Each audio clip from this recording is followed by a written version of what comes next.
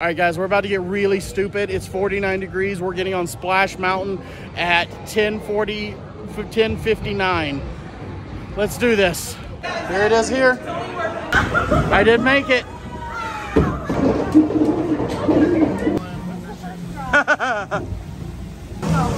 This is my friend Vic.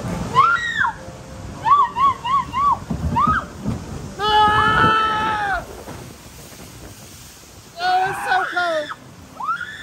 That was the first small one. Just a reminder, the only reason we're using some lights is because we are the last boat of the night, and I would never recommend or do this any other way.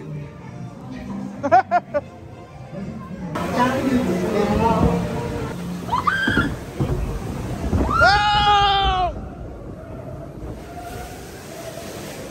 Oh! Oh, that was stupid! This is so stupid!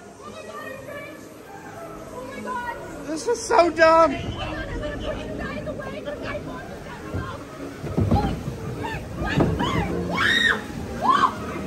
The laughing place is really just them laughing at how stupid we are.